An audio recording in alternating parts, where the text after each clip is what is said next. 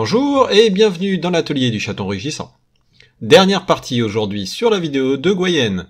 Au programme, les gemmes, les cheveux et les OSL. Petit glossaire du peintre, un OSL ou Object Source Lighting est une technique de peinture consistant à créer une lumière secondaire sur sa figurine.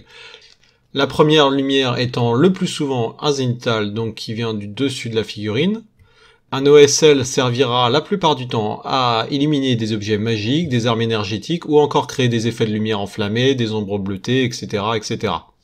Nous allons voir dans cette vidéo grâce à l'aérographe, un moyen assez rapide de faire des OSL basiques, mais qui donnera un effet waouh à votre figurine. Place à la vidéo désormais.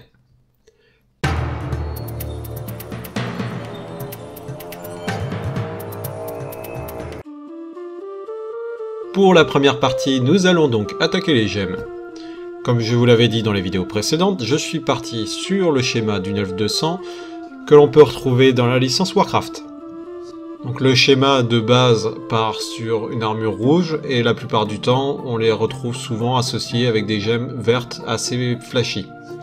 Donc la combinaison des deux couleurs quand elles sont bien pétantes fonctionne toujours. Attention cependant à ne pas trop forcer sur le vert pour laisser une dominante de rouge. Petit aparté sur la peinture des gemmes, les gemmes réagissent à la lumière d'une façon bien particulière. La lumière va traverser la gemme de bout en bout, car cette dernière est transparente. Elle va alors se refléter et faire apparaître la couleur de la gemme arrivée sur la partie la plus basse. C'est pourquoi nous travaillons dans ce cas-ci sur une lumière zénithale, donc la lumière venant d'en haut, la couleur verte va apparaître sur le bas de la gemme et va souligner la forme générale.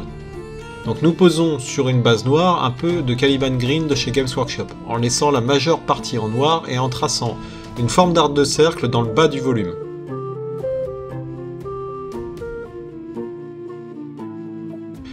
Une fois cette couche passée, il va falloir encore renforcer le côté clinquant de cet élément. C'est pourquoi nous allons poser sur notre couche de base du Irati Green de chez Scale 75. Si vous n'en avez pas, vous pouvez utiliser du Warpstone Glow de chez Games Workshop.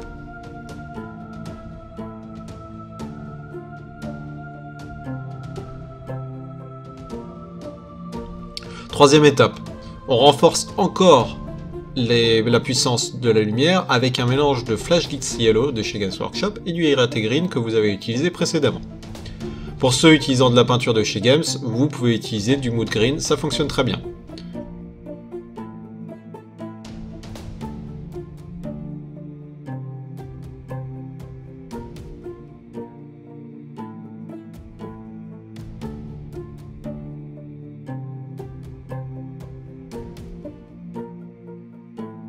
Dernière étape, nous allons mettre une pointe de lumière finale avec du Flash Geeks Yellow et du blanc.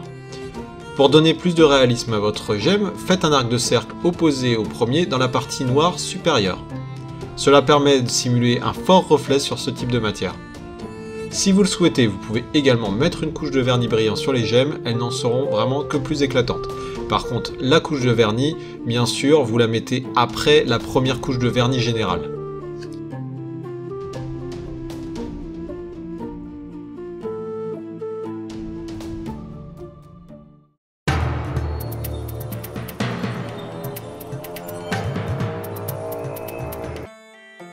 Maintenant, nous allons attaquer les cheveux. Donc pour la chevelure, je suis parti sur une base de Heavy Brown pour faire une couleur de cheveux blond. Attention lorsque vous travaillez sur les cheveux à ne pas partir du principe que blond égale jaune. On a souvent tendance à faire des raccourcis pour nous simplifier la vie. Malheureusement, pour toute chose dans la règle générale, c'est plus complexe. Demandez à n'importe qui de vous dessiner un arbre, qu'est-ce qu'il va vous faire? Il va vous dessiner un tronc qui va être perpendiculaire au sol. Il va vous dessiner une magnifique canopée de forme ronde et il va coloriser le tout en marron pour le tronc et en vert flash pour les feuilles. Tout ça pour dire, il ne faut pas hésiter à se poser 5 minutes, à prendre des photos, comparer. Vous avez une application qui est très bien pour ça à mon sens, qui vous permet en plus de vérifier et de checker les couleurs correspondantes aux différentes peintures. L'application en question s'appelle Mini Paints, vous trouverez sûrement un lien que je vais mettre dans la description. Je l'utilise de temps en temps et ça fonctionne très bien. Vous pouvez également, grâce à cette application, importer une photo et cibler certaines zones pour voir quel type de couleur se rapproche le plus au niveau des différentes gammes de peinture. Trêve de digression. J'ai tout de suite passé une ombre avec du Dark Sea Blue de chez Vallejo, mais en très petite quantité. Utilisant une couleur qui est froide, cela permettra de créer des ombres qui laisseront le point focal ressortir. Je passe ensuite un léger voile de Vallejo Air Beige 74 grâce à mon aérographe. Donc je le place à l'endroit où les cheveux vont recevoir le plus de lumière. Donc là, en l'occurrence, nous avons les sommets de chaque courbe, mais aussi les creux de ces mêmes courbes.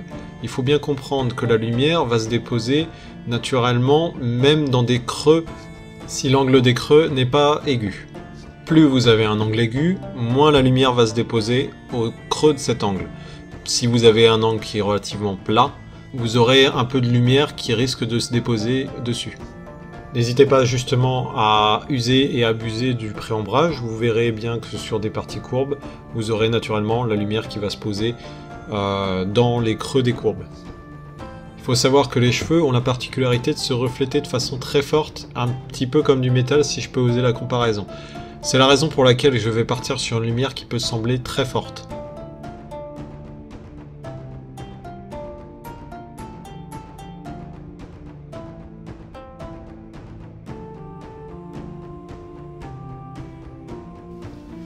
Nous allons passer un lavis d'Agrax Earthshade sur tous les cheveux. Essayez de ne pas trop faire stagner le lavis sur les hauteurs, pour éviter de ruiner justement votre dégradé. Je viens retravailler mes lumières avec du Dark Sun de chez Vallejo.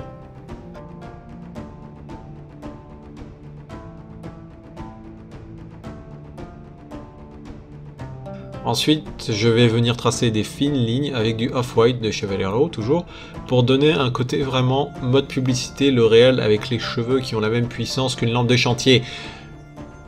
Vous pouvez accentuer les ombres si vous le souhaitez. Dans le cas présent, je trouve que le rendu est tout à fait correct. Je n'ai pas eu l'envie ni le besoin de pousser les détails sur la chevelure.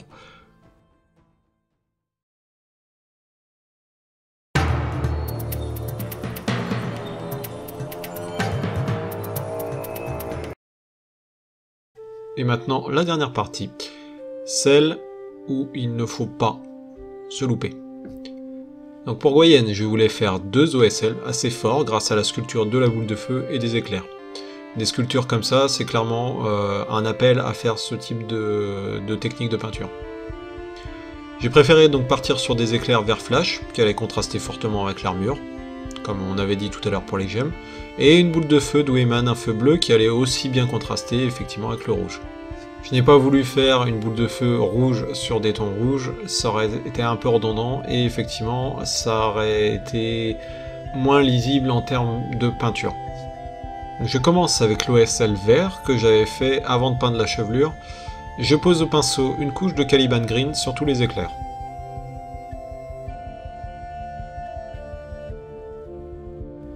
J'applique ensuite des voiles de Irati Green de chez Scale 75. Je commence par le centre et je vais progressivement sur les côtés. Attention à ne pas faire passer trop d'air dans l'aérographe, sinon vous risquez de faire comme moi et d'asperger la figurine. Ce n'est pas grave, ça se rattrape par la suite.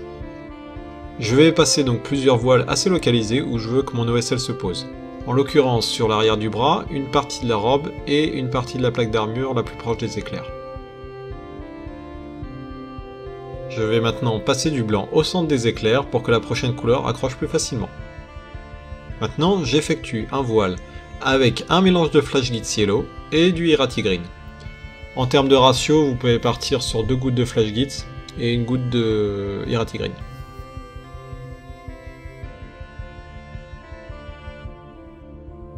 Pour terminer, je vais donner un dernier coup de spray en blanc au centre pour donner un effet bien lumineux.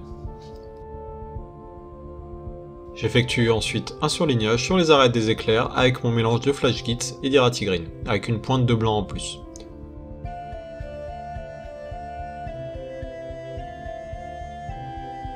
Pour la flamme bleue, on part sur le même principe. On passe une première base avec du Canterbrick Blue de chez Scale 75.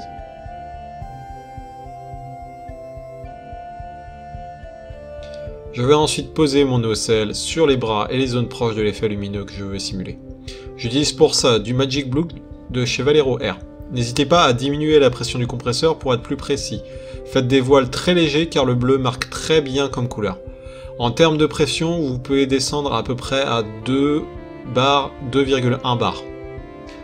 Passez maintenant dans la zone la plus exposée de la flamme un mélange de blanc et de Magic Blue. En termes de ratio, vous pouvez partir sur 2 gouttes de blanc et 1 goutte de Magic Blue. Une fois que c'est terminé, utilisez du noir pour assombrir les extrémités des flammes.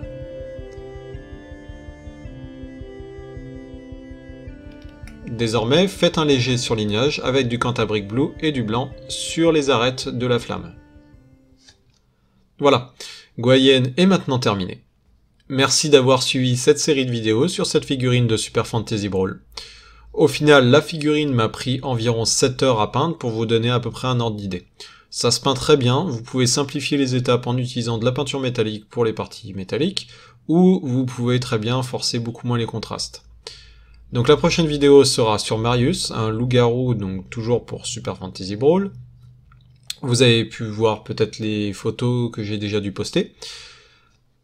Je tenais à remercier encore une fois la boutique Legedia.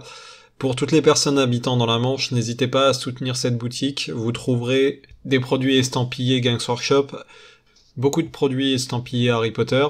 Ils vendent également de la peinture Scale 75, de la peinture Valero. Vous pouvez trouver également des figurines Bolt Action, des figurines pour Saga, l'âge d'Hannibal, des figurines de chez Big Chat Creative, du Bushido Rise and Sun.